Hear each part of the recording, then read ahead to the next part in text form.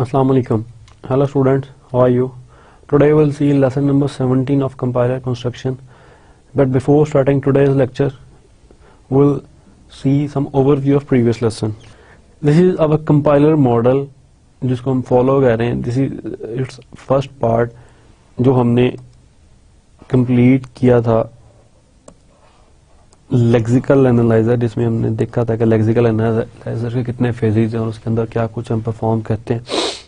Last lecture से हमने इस फेज को स्टडी करना स्टार्ट किया है, जिसके अंदर हमने डिफरेंट चीज़ों को अभी तक देखा है. मीन्स CFD का नोटेशन देखी है, नोटेशनल जो इनके सारे चीज़ें हैं उसको स्टडी किया है. देन हमने पार्स ट्री के हवाले से या पार्जर के अंदर जितनी चीज़ें इन्वॉल्व होती हैं कि क्या एरर, किस टाइप के एरर्स आ सकते थे, किस टाइप के एरर्स आ सकते हैं और उनकी एरर रिकवरिंग स्ट्रेटजीज क्या हैं. देन डेरिवेशंस किस तरह होती हैं, डेरिवेशंस के अंदर कौन कौन सी चीज़ें इन्वॉल्व होती हैं, प्रोडक्शंस क्या चीज़ है, उनके अंदर क्या क्या चीज़ें इन्वॉल्व होती हैं. उन सब चीज़ों को हमने स्टडी किया. आज हम वहीं से कंटिन्यू करेंगे नेक्स्ट, यानी कि अभी भी हम पार्जर के फेज के अंदर ही रहेंगे. So the basic purpose of parser is, जिस लेक्सिकल एनालाइजर को हमने काफी लेक्चर्स में फोकस रखा इसके ऊपर, लेकिन इसका बेसिक मकसद यही है कि ये सोर्स प्रोग्राम को टोकन्स में कन्वर्ट करता है. पार्जर का भी बेसिक फंक्शनैलिटी क्या है कि ये टोकन्स को पार्स ट्री में कन्वर्ट करता है. So the parser obtains the strings of tokens from the lexical analyzer and verifies that the string of token names can be generated by the grammar for the source language. The syntax of programming language constructs can be specified by CFG. A grammar gives a precise syntactic specification of a programming language. The context free grammar को, CFG को basically हम किस मकसद के लिए use करते हैं या इसका हमें क्या फायदा है, वो जो भी सोर्स लैंग्वेज का जो लैंग्वेज का सिंटैक्स का जो कंस्ट्रक्ट है उसको एक रिप्रेजेंटेशन है उसकी, और एक कंक्रीट रिप्रेजेंटेशन जिसमें उसके तमाम एस्पेक्ट्स इन्वॉल्व होते हैं. Universal parsing method. Then parsing methods के अंदर जो हम फर्स्ट पार्सिंग मेथड देखा था, जिसको अभी हमने स्टडी तो नहीं किया लेकिन इसको डिस्कस किया था कि यूनिवर्सल पार्सिंग मेथड वो पार्सिंग मेथड जो किसी भी ग्रामर को पार्स कर सकता है, लेकिन इसकी प्रॉब्लम यह है कि बहुत इनएफिशिएंट है.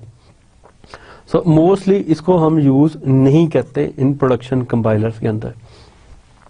लेकिन इसकी जो खूबी है वो ये है कि ये किसी भी टाइप की ग्रामर को पार्स कर सकता है. इसमें कोई रिस्ट्रिक्शन नहीं है कि भाई ये सेट ऑफ ग्रामर्स बिलोंग करती हो या इसमें ये ओवरऑल तमाम ग्रामर्स को पार्स कर सकता है.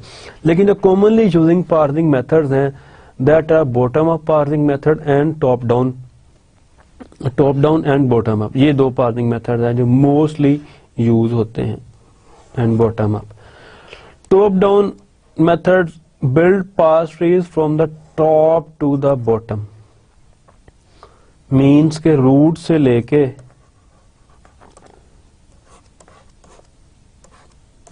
लीव्स तक, ये जो टॉप डाउन पार्सिंग है उसके अंदर होता है. बॉटम अप पार्सिंग के अंदर इसके उल्ट है, हम लीव से स्टार्ट करते हैं और कैलकुलेशंस को चेक करते करते और परफॉर्म करते करते हम रूट तक पहुंचते हैं. तो this is top down and this is bottom up. और मोस्टली यही दोनों पार्सिंग स्ट्रेटजीज यूज होती हैं. Programming errors can occur at many different levels and can be categorized as.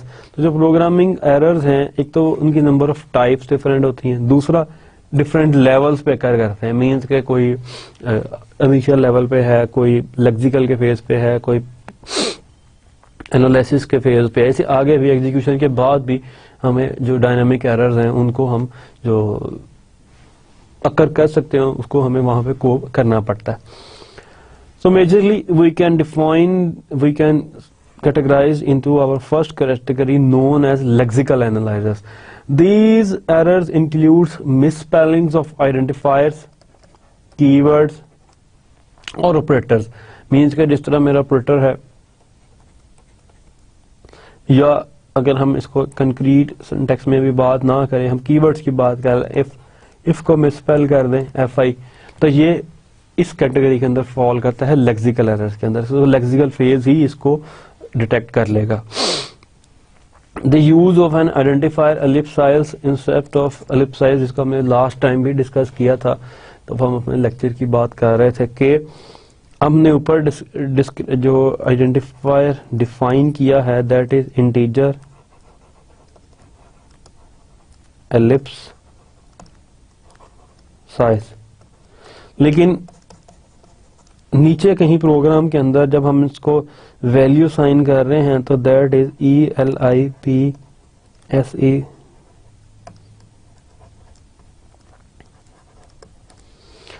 अब प्रॉब्लम यह है कि यहाँ पे जब हमने डिफाइन किया था तो 2 डबल एल इसमें यूज किया, इसमें हम सिंगल एल यूज कर रहे हैं, तो ये स्पेलिंग की मिस्टेक है। क्लियर कट हमें नजर आ रहा है कि ये स्पेलिंग की मिस्टेक है, इसमें हमने ये नहीं है कि इसको डिफाइन ही नहीं किया।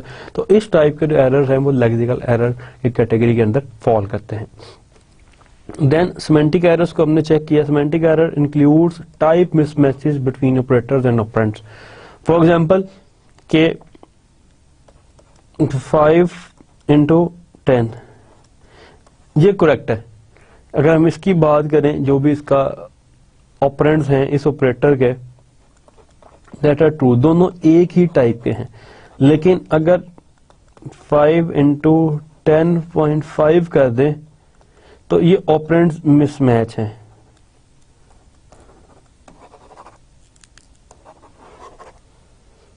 ऑपरेंड्स मिसमैच इसमें कर रहे हैं, तो इसमें हमारे पास प्रॉब्लम ये है कि हमारे ऑपरेटर की तरफ से रिस्ट्रिक्शन है, हमारे लैंग्वेज कंस्ट्रक्ट की तरफ से ये रिस्ट्रिक्शन है कि जो भी ऑपरेटर है वो उसके ऑपरेंड्स एक ही टाइप के हों तब भी वो ऑपरेशन परफॉर्म हो सकता है। तो इस केस में जो एरर है ये हमारा सिमेंटिक एरर है।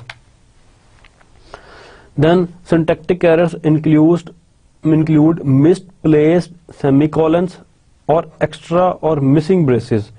जिस तरह ये ब्रेसेस हैं ये मिस कर दें, ये सेमीकोलंस को हम मिसप्लेस कर दें, मींस कि हमने यहाँ पे उसकी जरूरत थी लेकिन उसको यहाँ पे लगा दिया तो वो मिसप्लेस कर गया। These type of errors are known as syntactic errors.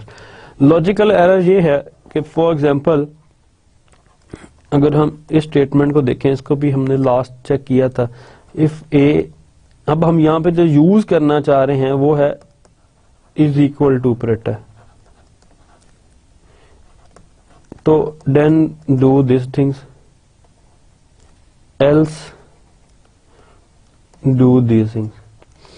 अब यहां पे हमारा मकसद उसकी इक्वालिटी चेक करना है, इक्वालिटी को मेजर करना है कि ए की जो भी वैल्यू है वो 5 के इक्वल है या नहीं, मींस कि ए 5 है या नहीं। लेकिन हम उसको लिख देते हैं ए इज इक्वल टू 5 गलती से। तो this is our logical error, जो कि वैसे सिंटैक्स वाइज ठीक है, इसमें सिंटैक्स में कोई इशू नहीं है, लेकिन लॉजिकल एरर है कि यहां पे क्या होगा 5A को असाइन हो जाएगा, जबकि हमें इसको क्या करना था, डबल असाइनमेंट ऑपरेटर यूज करके इसको इक्वल टू ऑपरेटर बनाना था। These type of errors are known as logical errors.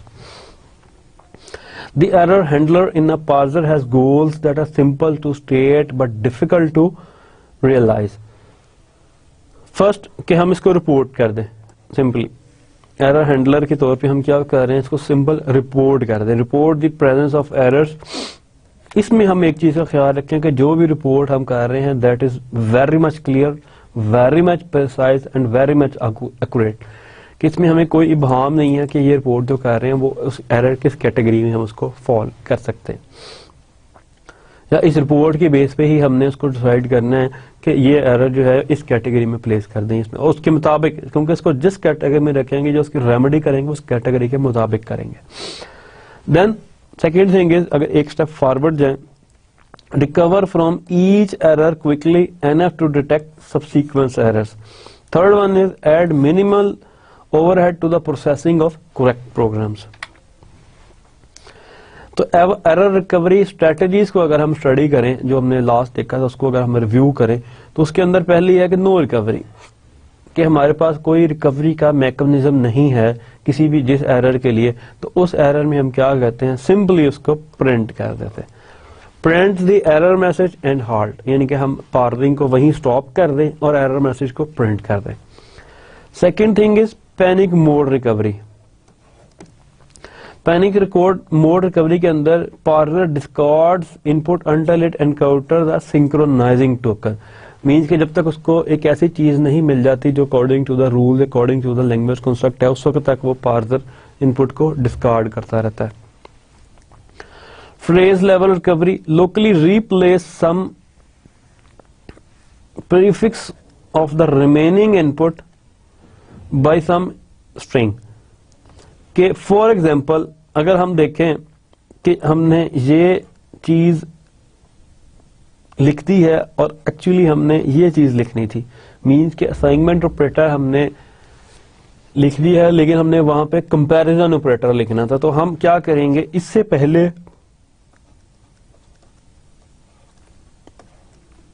इस चीज को रिप्लेस कर देंगे या ऐड कर देंगे। तो ये फ्रेज लेवल रिकवरी है। सेकंड, अगर फाई था तो इसको हम रिप्लेस कर देंगे इफ्स के साथ, क्योंकि हमें क्लियर है कि ये वहां पे इससे आना है।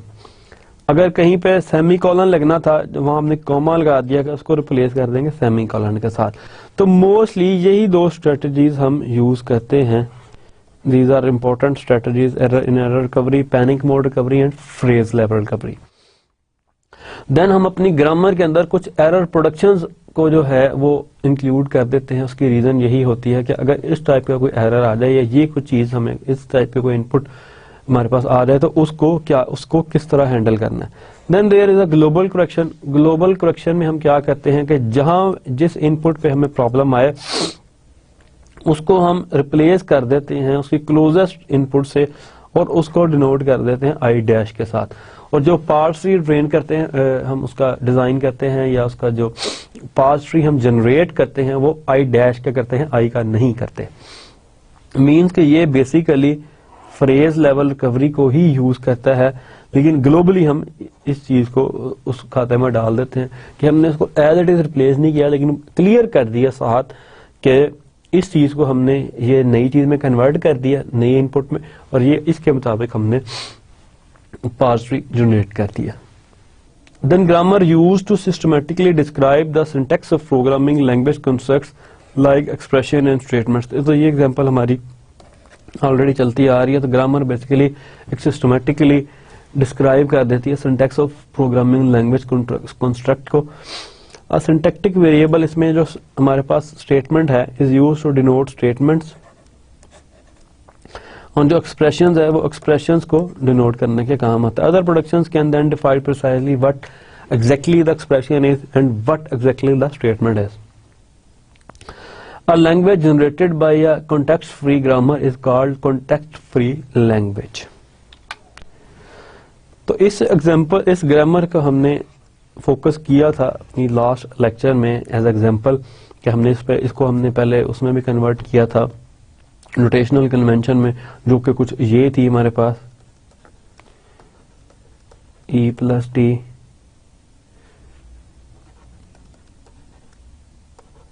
E minus T E T T factor T factor divide by and T to direct factor and then factor से एक्सप्रेशन को हम E लिख रहे हैं, देन फैक्टर से ID। इसके अंदर जो टर्मिनल्स हमने डिसाइड किए थे वो ये थे और जो नॉन टर्मिनल्स थे वो ये थे। और start symbol is always the head of the first production in the grammar. ये एक नोटेशनल कन्वेंशन है कि जो भी ग्रामर की पहली प्रोडक्शन होगी उसका जो हेड होगा दैट इज स्टार्ट सिंबल। इसके बाद जो हमने एक चीज देखी थी कि इसको हमने एक सिंपल टू लाइनर में कन्वर्ट कर दिया था कि हम इन प्रोडक्शंस को मिनिमाइज ऐसे भी लिख सकते हैं जो इस फॉर्म की हो कि जिनका हेड सेम हो, उसको हम इकट्ठा एक प्रोडक्शन में भी कन्वर्ट कर सकते हैं। तो इसमें हम देख रहे हैं कि हमारे पास टोटल 3 हेड्स हैं जो कि डिफरेंट जगह यूज हो रहे हैं। तो इसको हम इस तरह भी लिख सकते हैं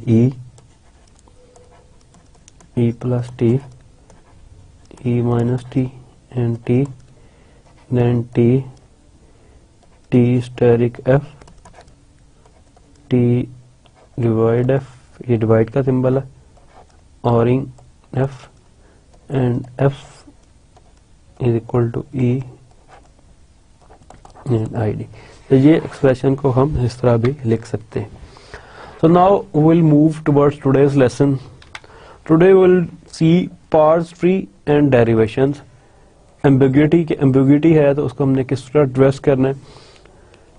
Then verifying the language generated by grammar, यानी कि जिस लैंग्वेज की हम ग्रामर लिख रहे हैं हमने वेरीफाई करना है कि आया ये उसी ग्रामर की ये वही ग्रामर है जो उस लैंग्वेज को रिप्रेजेंट कर रही है। ये तो नहीं कि हमने ग्रामर लिखने के दौरान कुछ ऐसी उसमें चेंजेस कर दी या कुछ ऐसी चीज़ों का ख्याल नहीं रखा कि अब इसकी लैंग्वेज डिफरेंट हो गई है। तो verification of the language. Then context free grammar और आरई, इन दोनों में क्या प्रॉब्लम है, क्या कंपैरिजन, इनके कंपैरिजन हम थोड़ा सा देखेंगे। Then will see how to write a grammar, कि इसके हमने ग्रामर को राइट किस तरह करना है। इसके अंदर हम अगेन कंपैरिजन देखेंगे सिंटैक्टिक एनालिसिस का वर्सेस लेक्सिकल एनालिसिस के साथ, और एम्बिग्यूटी को रिमूव करने की कोशिश करेंगे। जिस एम्बिग्यूटी की हम इस लेवल पे बात कर रहे हैं उसको हम एलिमिनेट करेंगे, उसका एक मेथड देखेंगे हमने इसको किस तरह एलिमिनेट करना है। So let's start with the parse tree and derivations. A parse tree is a graphical representation of a derivation that filters out the order in which productions are applied to replace non-terminals.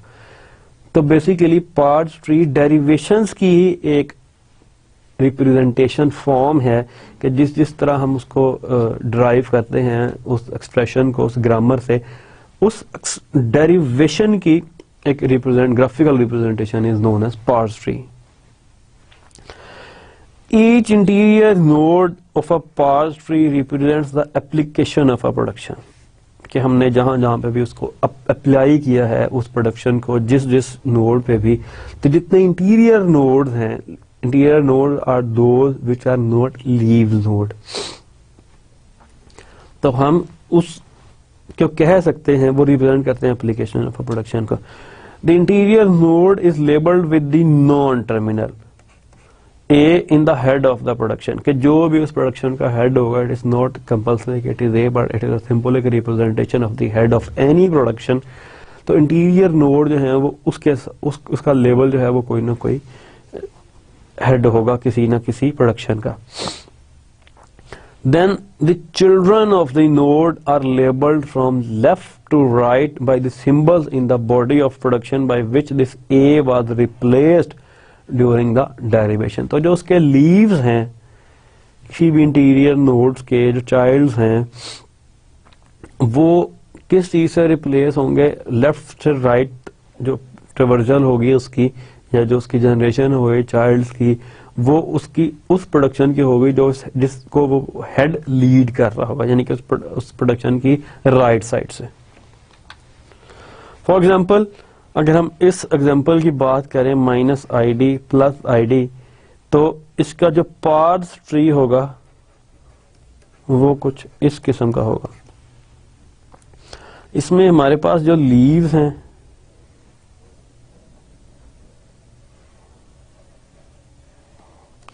वो सब के सब terminals हैं,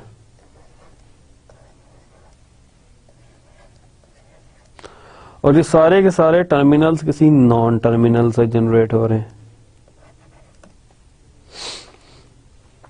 so the leaves of a parse tree are labelled by non terminals और terminals and read from left to right constitute a sentinel form called the yield और frontier of the tree.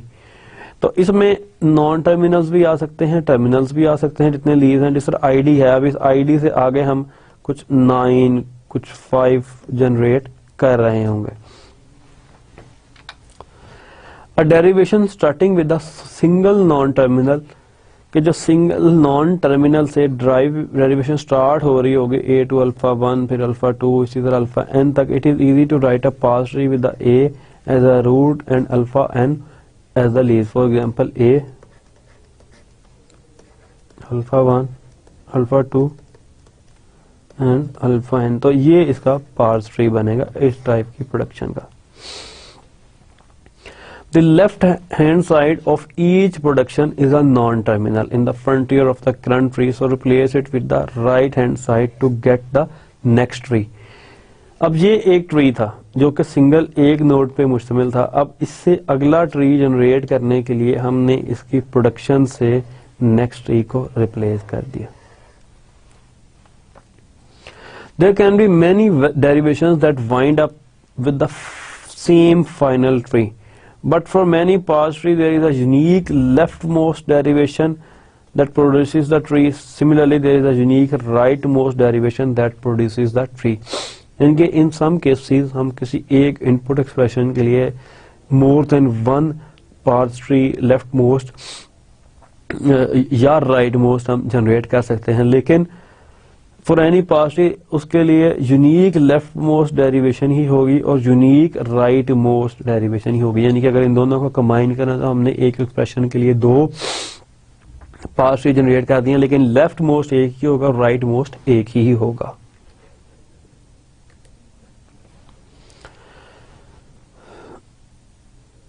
A grammar that produces more than one parse tree for some sentence is said to be ambiguous. Ambiguous grammar वो होगी कि जिसके एक input language के लिए या एक इनपुट स्ट्रिंग के ऊपर हम एक से ज्यादा पार्ट्स ट्री जनरेट कर रहे हैं, तो दैट उस ग्रामर को हम क्या कहेंगे कि ये ग्रामर एम्बिगुअस है। Alternatively, ambiguous grammar is one that produces more than one leftmost derivation or more than one rightmost derivation for the same sentence.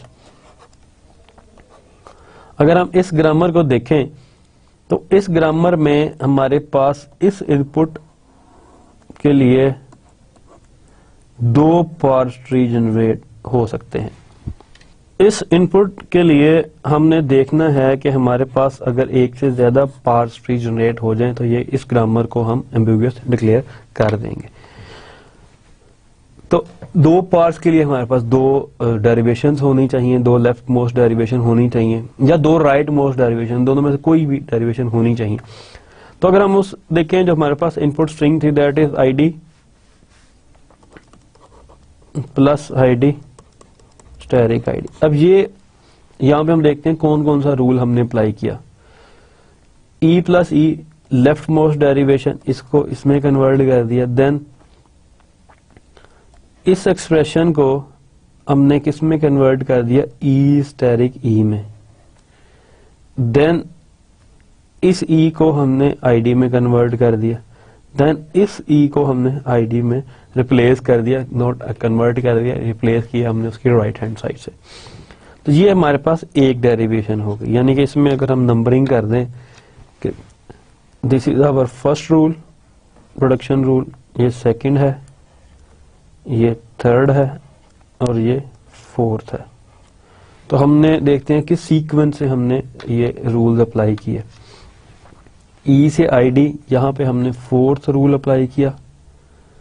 ई से ई स्टैटिक ई, यहां पे हमने सेकंड रूल अप्लाई किया। Then fourth rule again and then again fourth rule. अब यहां पे हम rules की वो जो डिवाइड है उसको देखेंगे। यहां पे हमने पहली दफा जो है वो पहला रूल अप्लाई किया। तो अब इन रूल्स का अगर कॉम्बिनेशन चेंज हो जाए तो इट मींस कि हम दो लेफ्ट मोस्ट डेरिवेशन कर रहे हैं। सबसे पहले ही हमने सेकंड रूल अप्लाई कर दिया ई स्टैटिक की। देन हमने पहला रूल अप्लाई कर दिया। देन हमने fourth rule and then fourth and then fourth. तो यहां से अगर हमें नजर आए, यहां से 1 4 2 4 4 की कॉम्बिनेशन चल रही है, 1 4 2 4 4, और यहां से स्टार्ट ही 2 से हो रहा है, 2 1 4 एंड 4 एंड 4। तो ये चेंज है। लेफ्ट मोस्ट डेरिवेशन के अंदर दो डिफरेंट पैटर्न्स को हम फॉलो कर रहे हैं अपने अल्टीमेट गोल तक पहुंचने के लिए। तो दैट मीन्स कि दिस ग्रामर इज एम्बिगुअस। इन्हीं दो डेरिवेशंस की मदद से हमने ये दो पार्स ट्री यहाँ पे जनरेट किए हैं कि first E, this is left most E plus E, and then E से आई डी जो कि हमारा ये पहला था, एंड देन सेकंड ई से ई स्टारी की, एंड देन ई से आई डी, ई से आई डी, ये left most and this is left most second derivation of in left most category. तो इसमें दो डेरिवेशन हुई हैं, दैट मीन्स कि this grammar is ambiguous.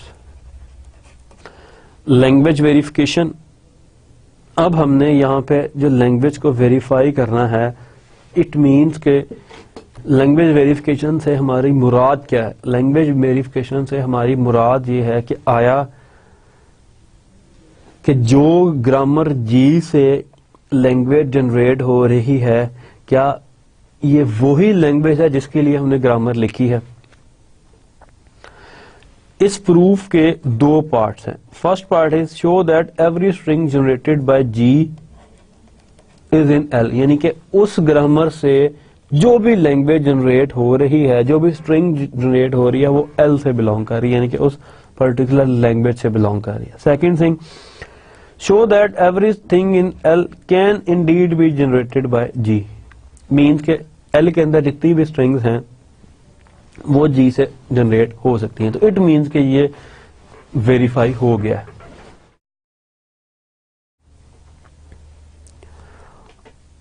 Example grammar अगर हम लें तो ये हमने एक ग्रामर ली है जिसके अंदर हमारे पास एस से एक नॉन टर्मिनल से एक पहले और एक दो प्रोडक्शन है, जिसमें से एक नल है और एक ये चीज है।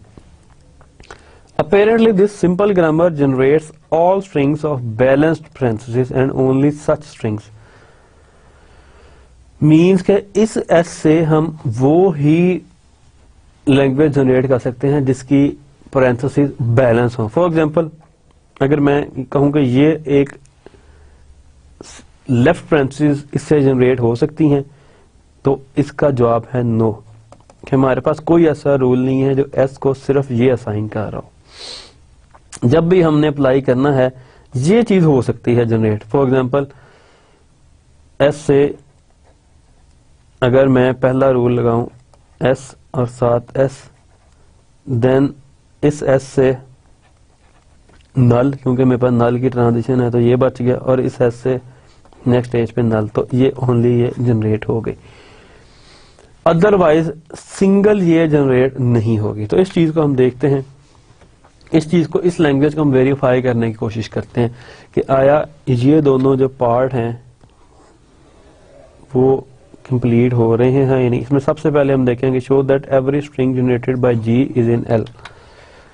To show that every sentence derivable from S is balanced we use an inductive proof on the number of steps n in a derivation basis. इसका बेसिक स्टेप क्या है? First step n is equal to 1, यानी कि हम सिर्फ एक n को 1 रख रहे हैं, यानी कि सिर्फ एक चीज ड्राइव कर रहे हैं। The only string of terminals derivable from s in one step is the empty string which surely is balanced. यानी कि हमने जो भी इसमें से लैंग्वेज ड्राइव करनी है पैरेंथेसिस की, वो पैरेंथेसिस बैलेंस होनी चाहिए, यानी कि एक लेफ्ट हो तो एक ही राइट हो, दो लेफ्ट हो तो दो राइट हो, चार लेफ्ट हो तो चार राइट हो। तो अगर हम n को 1 रखें तो हम उससे क्या जनरेट कर रहे हैं? नल, एक ही प्रोडक्शन के जरिए। नल इज अ बैलेंस्ड, नल में ना लेफ्ट है ना राइट है, तो जो बैलेंस है वो कहीं पे भी खराब नहीं हो रहा।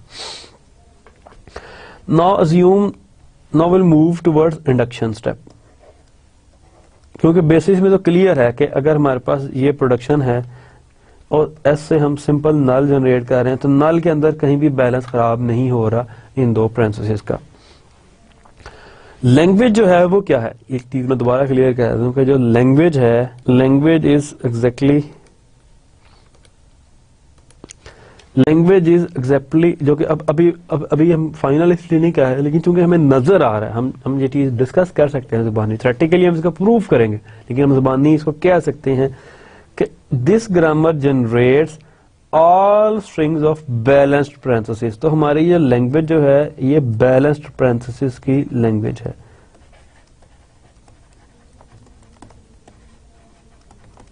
यानी कि हमने जो चीज प्रूव करनी है वो ये है अपेरेंटली, लेकिन चूंकि हमें नजर आ रहा है तो हम इसको लॉक कर देते हैं कि दिस इज आवर लैंग्वेज। लेकिन अभी हम चेक करते हैं। So in induction step we assume that all derivation of fewer than n steps produced balanced sentences and consider a leftmost derivation of exactly n steps. अब हमने assume किया है कि n से पहले तक जितनी डेरिवेशंस थी वो सब बैलेंस्ड पैरेंथेसिस को जनरेट कर रही हैं, लेकिन n के लिए अब हम प्रूव करेंगे। यही हमारा इंडक्शन हाइपोथेसिस होता है, यही हमारा एक हाइपोथेसिस होता है जिसमें एक बेसिक स्टेप और एक इंडक्शन स्टेप होता है कि बेस को हम 0 से स्टार्ट करते हैं या फर्स्ट स्टेप से स्टार्ट करते हैं और इंडक्शन पे हम बीच वाला गैप फर्ज कर लेते हैं, उससे आगे को हम प्रूव करते हैं। तो अगर हम इस इंडक्शन को लेके चलें जो ये कहता है कि n-1 के लिए जितनी डेरिवेशंस हैं that produce balanced sentences, means के वो बैलेंस पैरेंथेसिस होंगी। तो n की जो डेरिवेशन होगी वो कुछ इस किस्म की होगी कि s से पहली, फिर स्टार मीन्स के 1 और मोर, इसमें जो नीचे हम डिनोट कर रहे हैं इट मीन्स के सारी लेफ्ट मोस्ट डेरिवेशंस हैं। x को हमने देखना है कि ये क्या है इसके अंदर, क्योंकि ये नंबर उसके बाद निकला। s चूंकि हर एक के साथ एंड पे आ रहा है तो वो हमने इसको एज इट इज कर दिया। x जो हमारा इस नंबर ऑफ डेरिवेशन के अंदर रिजल्ट होगा वो इसके अंदर होगा, और ये लास्ट जो होगी उस रिजल्ट के बाहर हमने ये दो उस s को हमने पैरेंथेसिस दिए और एक s दिया, तो जो इसके बाद लास्ट होगा दैट इज x और y हमारा एंड चीज। The derivations of x and y from s take fewer than n steps, so by the inductive hypothesis x and y are balanced. तो हमने जो ऊपर बात की कि जो fewer than n है कि x और y तक पहुंचते पहुंचते हम अभी n को क्रॉस नहीं किया, मीन्स कि हम n-1 पे कहीं लाई कर रहे हैं। तो इस वजह से चूंकि हमने इसको सपोज किया था तो हम कह देते हैं कि x एंड y जो है वो बैलेंस तक हमें लेके गया। That is it has an equal number of left and right parenthesis and every prefix has at least as many left parenthesis as right. ये हमने अज्यूम किया, अभी तक हम अजम्पशन पे चल रहे हैं कि फ्यूअर देन n स्टेप से पहले हमारे पास सब चीजें बैलेंस हैं। तो जो हम सपोज कर रहे हैं कि ये एक्स वाई जो हमने जनरेट किया within parenthesis X and then followed by Y कि ये n-1 स्टेप्स के नतीजे में, चूंकि हमने पीछे सपोज किया था अज्यूम कि fewer than n step produce balance, तो यहां तक हमने ये चीज डिसाइड कर ली कि हमारे पास जो चीज है वो बैलेंस्ड है। Now we show that every balanced string is derivable from s। अब n-1 के लिए वो चीज हमने अज्यूम कर ली। अब दूसरा पार्ट हम ये अज्यूम कर रहे हैं कि जो बैलेंस स्ट्रिंग है वो s से ही ड्राइव होगी। If the string is of length 0 it must be null which is balance, तो वो ऑटोमेटिकली बैलेंस है। Basic step induction, first observe that every balance string has even length. ये important point है इसके अंदर कि हम ये देखेंगे जितनी बैलेंस पैरेंथेसिस होंगी उसमें हमेशा इवन होगा। 0 2 4 के जितनी पैरेंथेसिस होंगी वो इवन में होंगी, या 0 होगा which lies in the case of null, 2 होगा 1, 4 होगा 2, तो यानी कि वो सब इवन्स होंगी।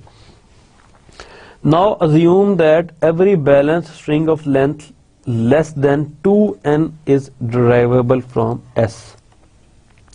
Consider the balance string w, ये हम अज्यूम कर रहे हैं, ऑफ लेंथ 2n जो कि n greater than and equal to 1 है।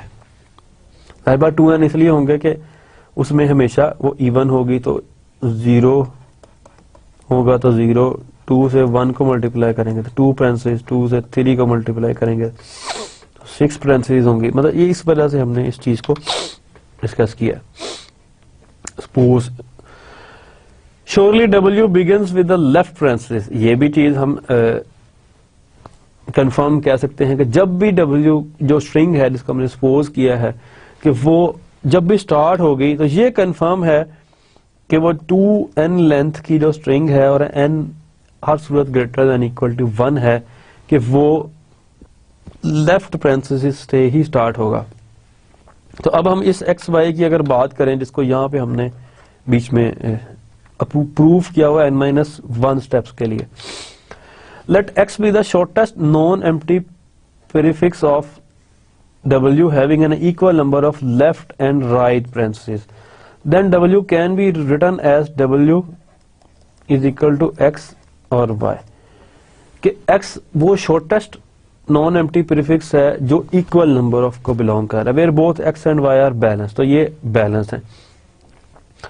Since x and y are of length less than 2n, they are derivable from S by the inductive hypothesis.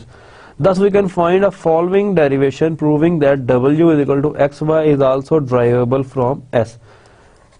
इस चूंकि हमने ये डिसाइड कर लिया कि जो लेस देन n है वो ऑलरेडी बैलेंस्ड हैं, तो इसके अंदर जो पैरेंथेसिस होंगी वो भी 2n होंगी। Thus we can find a following derivation proving that W is equal to xy is also derivable from S. तो चूंकि 2n है, बैलेंस है, उसके अंदर भी हमने कहा था कि बैलेंस्ड हैं जो कि 2n होंगी ऑटोमेटिकली।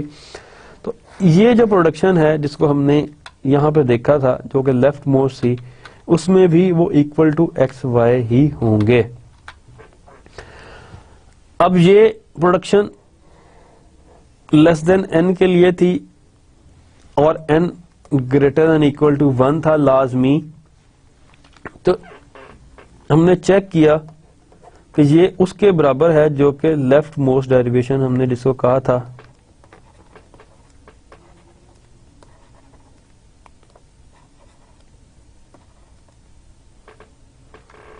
और x और y। जब ये दोनों प्रोडक्शंस हमारे पास बराबर हो गई, ये वाली और ये जो यहां हमने अज्यूम की थी,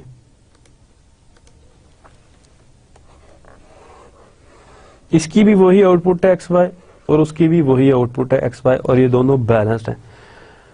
n-1 के लिए भी बैलेंस्ड है, n-1 के लिए और n के लिए भी बैलेंस्ड है। तो यहां से हम वेरीफाई कर सकते हैं कि ये दोनों चीजें आपस में, क्योंकि ये सेम प्रोडक्शन तक पहुंच रही हैं, तो it means both are okay. Context free grammar versus regular expressions. Every construct that can be described by a regular expression can be described by a grammar, but not vice versa.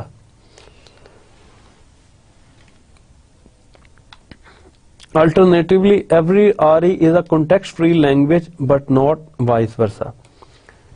इसके अंदर तो चीज समझने की है कि जो भी लैंग्वेज कंस्ट्रक्ट हम डिस्क्राइब कर सकते हैं RE से, उसको हम उसकी ग्रामर भी जनरेट कर सकते हैं, लेकिन ये जरूरी नहीं है कि जिसकी ग्रामर जनरेट कर लें उसका हम RE भी लिख सकते हैं। सिमिलरली हर RE जो है वो कॉन्टेक्स्ट फ्री लैंग्वेज है, लेकिन जिस तरह हम हर ग्रामर से RE नहीं जनरेट कर सकते, इसलिए हर कॉन्टेक्स्ट फ्री लैंग्वेज जो है वो रेगुलर लैंग्वेज नहीं हो सकती। तो these both are same things. ये ग्रामर के कॉन्टेक्स्ट में है फर्स्ट, और सेकंड लैंग्वेज के कंस्ट्रक्ट में, उसके कॉन्टेक्स्ट में बात की। मतलब सेम है कि अगर हम हर RE के लिए ग्रामर लिख सकते हैं, यानी कि RE के लिए ग्रामर CFG जिसको हम कहते हैं कॉन्टेक्स्ट फ्री ग्रामर, वो लिख सकते हैं, लेकिन हर CFG के लिए हम RE नहीं लिख सकते। तो इसी तरह हर कॉन्टेक्स्ट CFL को, कॉन्टेक्स्ट फ्री लैंग्वेज को रेगुलर लैंग्वेज नहीं कह सकते। Same thing.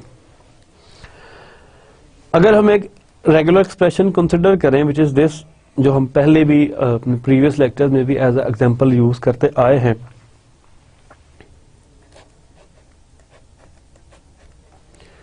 इस ग्रामर को जब हम कंसिडर करें इस रेगुलर, तो इसकी ग्रामर जो है वो कुछ ये होगी। कॉन्टेक्स्ट फ्री ग्रामर जो है कि A B एंड पे A लाजमी होगा, देन B लाजमी होगा, देन B लाजमी होगा, और एंड हम नल ले सकते हैं, क्योंकि इससे हम बहुत सारी चीजें जनरेट करवा सकते हैं, A और B स्लैश नल और बाकी चीजें। We can construct mechanically a grammar to recognise the same language as a NFA, यानी कि हम कंस्ट्रक्ट कर सकते हैं इस ग्रामर को एनएफए के अंदर जो कि सेम लैंग्वेज को रिप्रेजेंट कर रहा हो। अब इस कन्वर्जन का तरीका क्या है? The defined grammar above was constructed from the NFA using the following construction method, कि इस मेथड को अगर हम फॉलो करें तो हम एग्जैक्टली उसको कन्वर्ट कर सकते हैं। ये हमारे पास एनएफए है,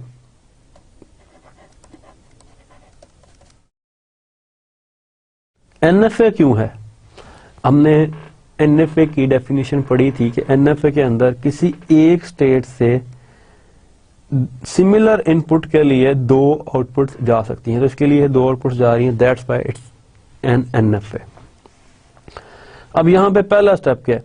फॉर ईच स्टेट आई, अब इसमें हमारे पास तीन स्टेट्स हैं, सो I is equal to first 0 होगा, देन 1, देन 2 एंड देन 3, ये 0 1 2 3, टोटल स्टेट 4 एंड 0 से 3 तक।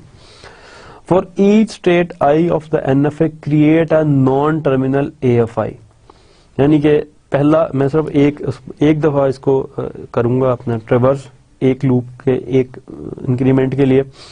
फॉर ईच स्टेट आई, यानी कि A0 is equal to create a non terminal AI, हमने एक नॉन टर्मिनल जनरेट कर लिया AI। If state I has a transition to state J on input A at the production, अब हम देखते हैं कि ये हमारे पास है दो, A के लिए 2 हैं तो हम 2 दफा इसको कर देंगे, AI से A नोट से A, ये प्रोडक्शन हमने ऐड कर देनी है विच इज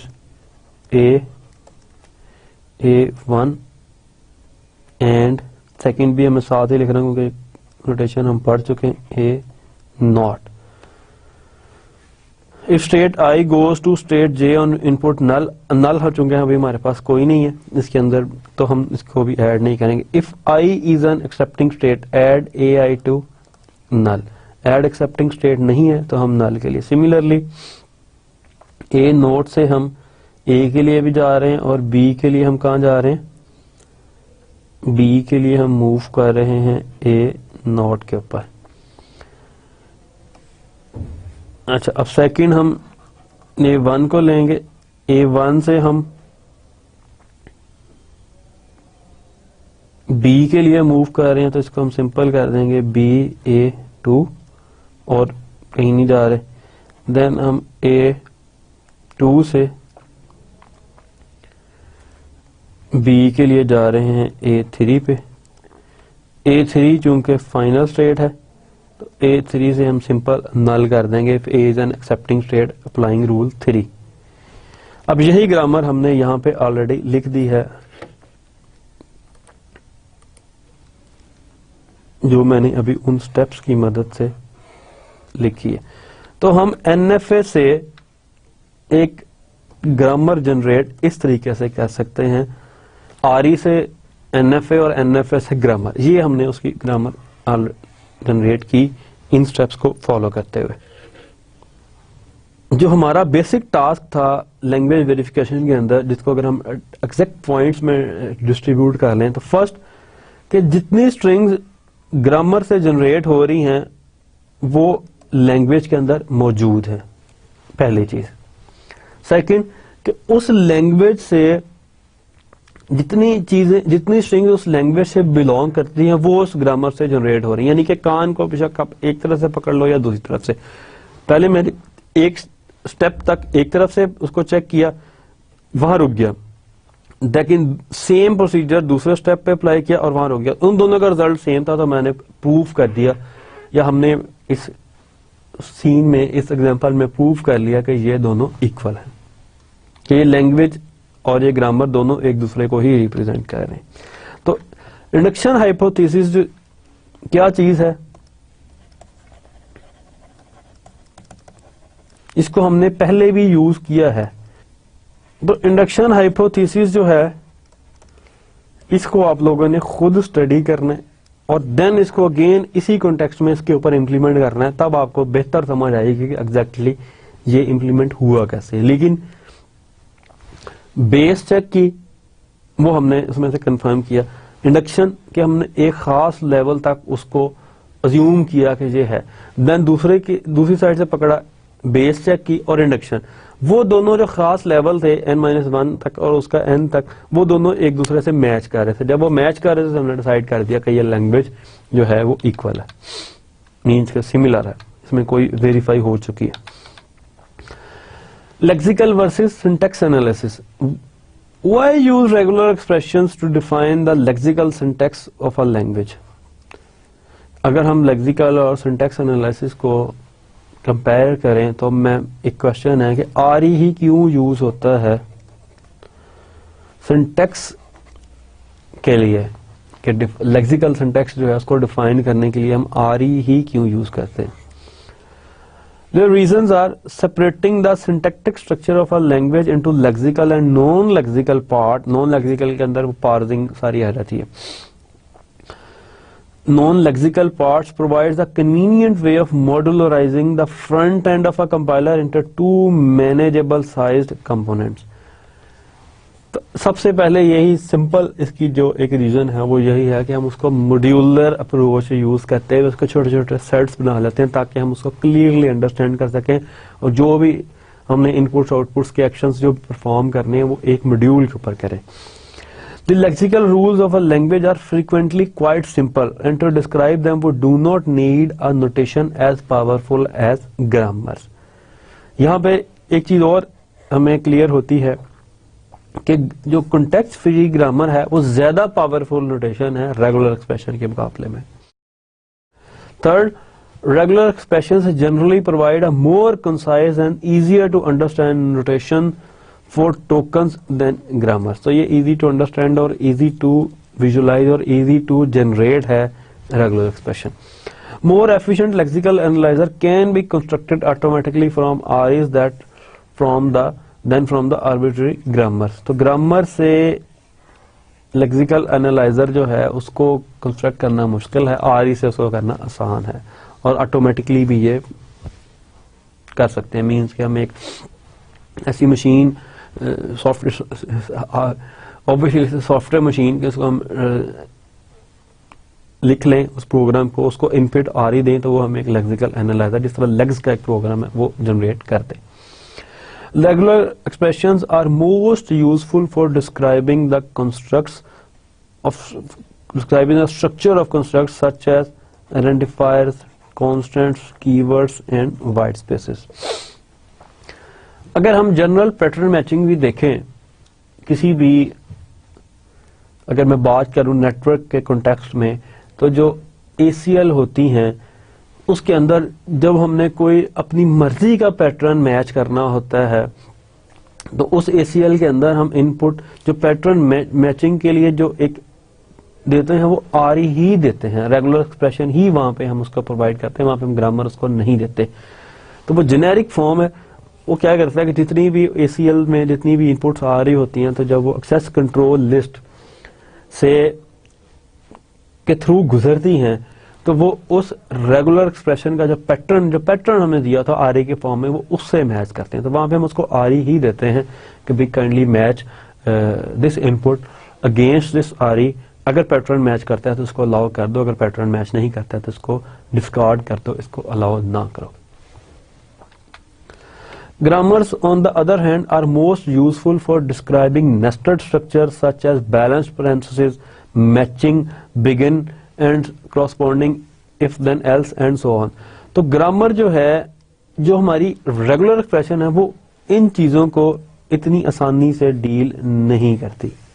ये कम्प्लेक्सिटी है जिसमें रिकर्जन आ जाती है, रिकर्जन को तो खैर वो डील कर लेती है, लेकिन जिसमें नेस्टिंग आ जाती है, रिकर्जन को निकाल दें, रिकर्जन डील कर लेता है। नेस्टिंग जो है, nesting of different thing, nested structure जो हैं,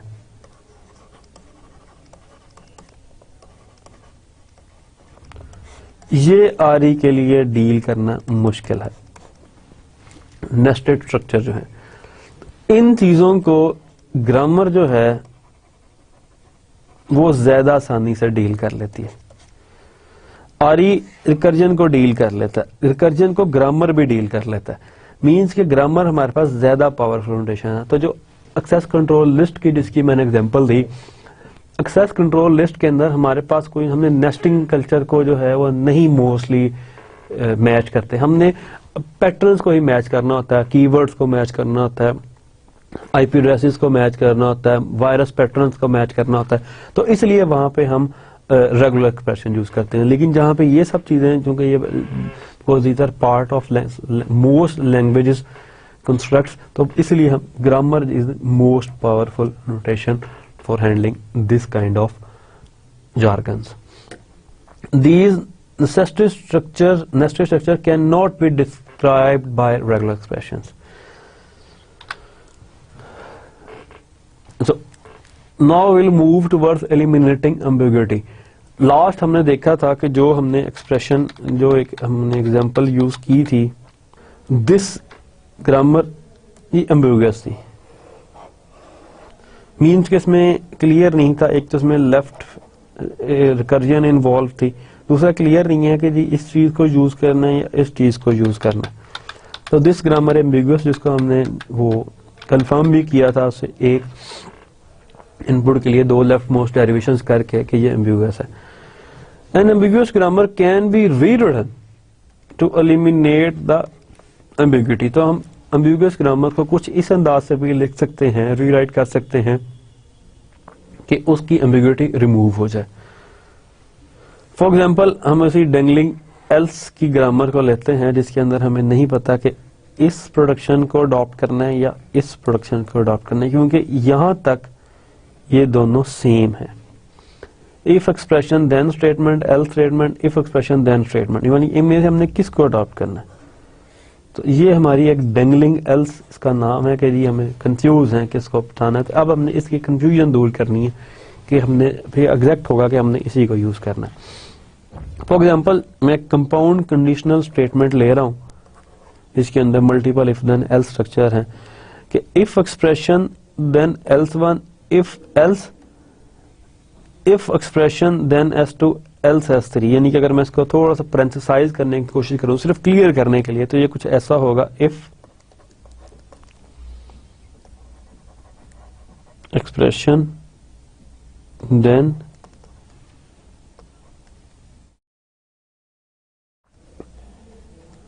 S1 एल्स के अंदर फिर इफ यूज कर रहा हूं, if E2 then S2 statement 2 और एल्स जो है बाहर वाले का क्योंकि जगह नहीं, लेकिन इसको हम कंपाउंड कंडीशनल स्टेटमेंट कह रहे हैं। इफ E1 देन एल्स 1, यानी कि अगर पहला एक्सप्रेशन ट्रू होता है तो हम इसको कर देंगे एल्स, उसके अंदर फिर एक आगे है, ये सारा पार्ट उसके अंदर है, इफ E1 एल्स। यानी कि अगर हम इसको थोड़ा सा स्ट्रक्चरली देखें तो ये कुछ इस किस्म का होगा, इफ E1 तो क्या करे, S1 को एग्जीक्यूट कर दे, एल्स अगर इसके अंदर एल्स इफ का जो एक हम जार्गन यूज करते हैं, इफ 2 तो S2 कर दे, एल्स S3 एग्जीक्यूट कर दे। ये इसका थोड़ा सा स्ट्रक्चर है जो हम उसको यूज करते हैं। इसको अब हम थोड़ा सा क्लियर करने की कोशिश करेंगे। Parse tree for this compound conditional statement, इस कंडीशनल स्टेटमेंट का जो पार्स ट्री है वो ये होगा। इसमें ऑब्वियसली ये सब leaf, if E1 then S1, else if E2 then S2 else S3. So this grammar is ambiguous since the following string has the two parse trees. तो इस स्ट्रिंग के क्योंकि दो पार्स ट्रीज हैं तो ये ग्रामर ऑब्वियसली एम्बिगुअस है। If E1 then if E2 then else 1 else 2, तो ये दो पार्स ट्रीज के बन रहे हैं। एक तो वो सेम है जो हमने ऑलरेडी किया, दूसरा हम इससे ये पार्स ट्री भी जनरेट कर सकते हैं, if E1 then E2 then S1 else S2। अब ये पार्ट 3 वेरी मच क्लियर है, इसको मुझे एक्सप्लेन करने की जरूरत नहीं है कि ये कैसे होंगे। सो अब हम क्या करेंगे, we can rewrite the dangling else grammar with the idea. ये एक आइडिया है जिसको हम इम्प्लीमेंट करेंगे अपनी इस ग्रामर के ऊपर, और जब ये आइडिया हम इम्प्लीमेंट कर चुके होंगे तो हमारे पास जो रिजल्टिंग ग्रामर आएगी वो ये होगी, which is an unambiguous grammar. अब इस आइडिया में पहली चीज क्या है, a statement appearing between a then and an else must be matched, that is the interior statement must not end with an unmatched or open then। For example, कि statement जो है वो हमेशा एक मैच्ड स्टेटमेंट पे जाए या open statement पे जाए। मैच स्टेटमेंट क्या है कि अगर एक्सप्रेशन मैच हो जाता है, if expression then match statement, else match statement, other यानी कि अगर नहीं है। तो ओपन स्टेटमेंट क्या चाहिए, if expression then statement, if expression then match statement, else open statement. Uh match statement is either if then else, उसमें सिर्फ देन एंड एल्स का, इसमें इफ देन एल्स को statement containing no open statement it is any other kind of unconditional statement. तो इसमें जो हमारे पास example थी, इसमें हमारे पास दो चीजें थी, एक मैच्ड एक्सप्रेशन की अगर मींस कि अगर इससे मैच हो रहा है, और एक चीज है कि अगर एक्सप्रेशन मैच कर रहा है। इसमें यह है कि एक्सप्रेशन मैच नहीं कर रहा, दो चीजें। इसको दोबारा एक दफा देख लें। इस सिनेरियो में एक्सप्रेशन मैच कर रहा है, इस सिनेरियो में ये इनिशियल एक्सप्रेशन अनमैच कर रहा है। भाई ऑब्वियस बात है ना, अगर मैच कर रहा है तो स्टेटमेंट एग्जीक्यूट होगी, अगर मैच नहीं करेगा तो हम एल्स में चले जाएंगे। It is very simple. तो इन दोनों का हमने वैसे ही अलग-अलग कर दिया कि match statement and open statement, कि एक मैच कर रहा है एक मैच नहीं कर रहा। तो जो मैच स्टेटमेंट है उसके लिए हमने जो मैच की कंडीशन थी उसको कर दिया, जो मैच नहीं कर रहा उसको हमने अलग कर लिया। तो इस तरह से मीन्स कि हमने इन दोनों को चेक कर लिया कि इनमें से मैच कौन सा कर रहा है, उसको अलग, अदरवाइज जो मैच नहीं कर रहा वो ये अनमैच्ड में उसको हमने उसको अनमैच से अलग कर दिया। तो मैच स्टेटमेंट के नतीजे में वो इस पे आएगा, और यहां से इफ एक्सप्रेशन देन मैच्ड, क्योंकि मैच्ड हो गया तो वो इसको कर देगा else matched statement.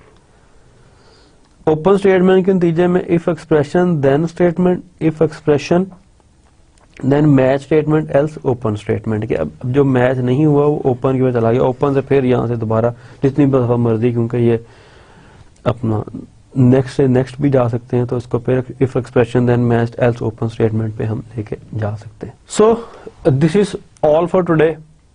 Thank you guys and have fun.